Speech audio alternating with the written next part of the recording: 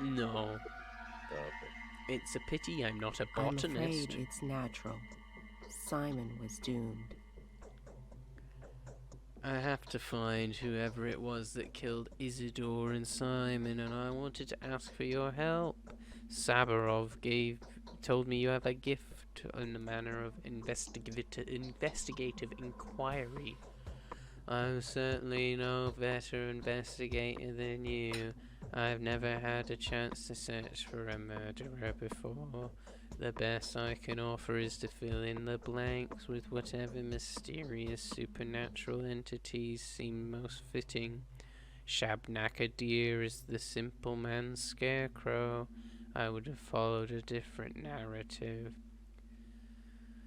What is that word? Oh, is this supposed to be in an Eastern European place? It's set in Russia, yeah. Okay. What's that one you just said? Shabnakadir, you mean? The steppe demonology describes it as a kind of golem, belched up by the earth to punish all manner of delinquency. It is shaped as a young woman, but made of clay and exhumed bone matter. An unnerving concept, is it not? I've always suspected that primitive worldviews would still exist in the remote corners of our country, but I didn't know they would be so active. I knew you would be exasperated by this discussion. Sacrifices, bovine tails, handfuls of milk teeth in glass beaker. You may forgive this to children and steppe people, yet having the same notions reiterated by someone surrounded by books and natural history, this must be fairly vexing. Quite. How do you submit? Your answer is burnt into Okay.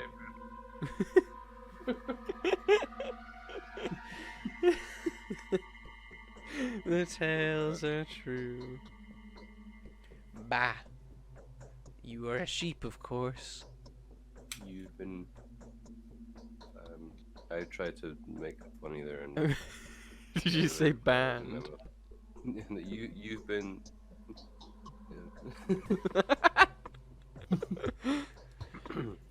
I do hyperbolize a little. It is beyond the debate that Shabnakadir exists.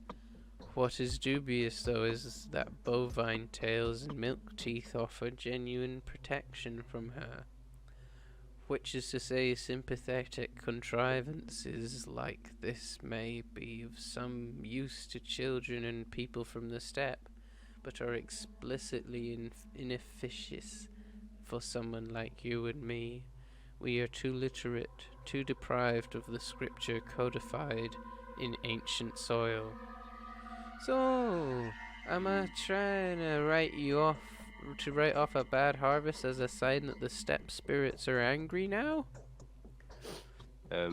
See, when we're in the conversation with people, does time still pass, or does it freeze? Do you know? So the Mr. Man with the big beak man head said that time stops. Okay. For conversations with important people. I assume that this. I think basically anyone who has a name and like a little picture is an important person. Yeah. So yeah, otherwise we'd be pretty boned. Yeah. I was gonna say. We have no choice but to acknowledge the rules enforced by the steppe. We try to ignore these rules to place ourselves into the framework of advanced modernity to no avail. You can call these demons what you want. You may refer to the hair eater as time, if this will make you any happier. I am comfortable with a more juvenile vernacular. It's what I'm used to.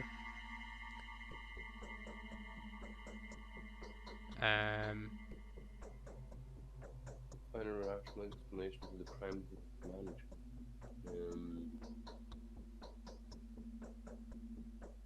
Like, we don't want to say his murder is worse than Simon's because everyone likes Simon.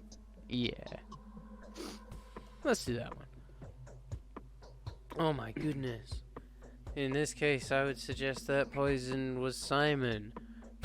By the Canes, I would have thought, but I know their family all too well. Their mutual loyalty is only rivaled by their arrogance towards anyone who is not one of them. They hold the princely sage who stands at the head of their family in highest esteem. They believe that a single dishonorable act will tarnish their name for generations to come. I doubt any of them would have stooped to this, no matter whether they wanted to or not. Poosend, I don't believe you understand what he died in the focus really implies. Do you know that the canes do you know what the canes refer to as focus? You don't seem to grasp the semantics of the term. These are the canes for you. These kinds of innuendos are their fortnight. Well, what is the focus then? Yeah, I have no idea. Yeah, me neither. I thought it was like a study. The focus is anything but an abstraction. Quite the opposite, in fact. It is governed by mathematically rigid regularities. You see, no one but the owner of the focus may get inside. This can only mean that Simon has brought the killer with him, or rather, within him, since no physical object may be brought into focus either. How do you know that? Who doesn't? The Canes are notoriously passionate about all matter of synthetic anomalies. They will never pass up the opportunity to devise a construct. What? Construct. Konstrukt.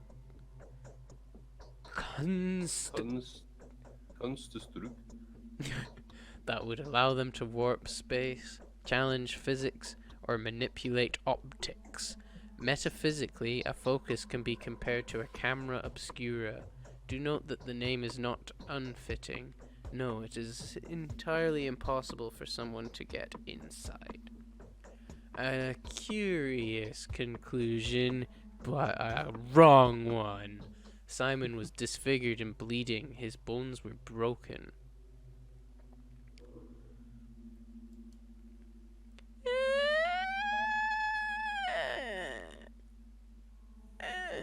Did you say Isidore was the last person to see Eamonn? The question is, who did he see before?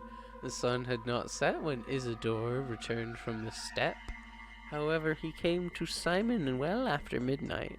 The question naturally arises, where did he spend the missing few hours? That's what I'm trying to find out. This lady's got a lot to say, man. Yeah, I know. She was Isidore, and she's using some pretty intense language as well. Yeah, I don't understand like half of what she's saying. Was Isidore seen by Sabarov by any chance? He was. He warned Sabarov of an upcoming storm. Alright, let me suggest then that while he was in the steppe, he saw or learned something that he wanted to report to all three ruling families. In this case, either of the Olgimsky family should have been on his itinerary, especially since Burak was one of their own men. Really? Definitely. The Bull Project, from the abattoir to the railway, is controlled by the Olgimsky family. If Isidore's discovery had anything to do with the kin, Isidore would have certainly relayed it to Vlad. So make sure you pay a visit to the lump.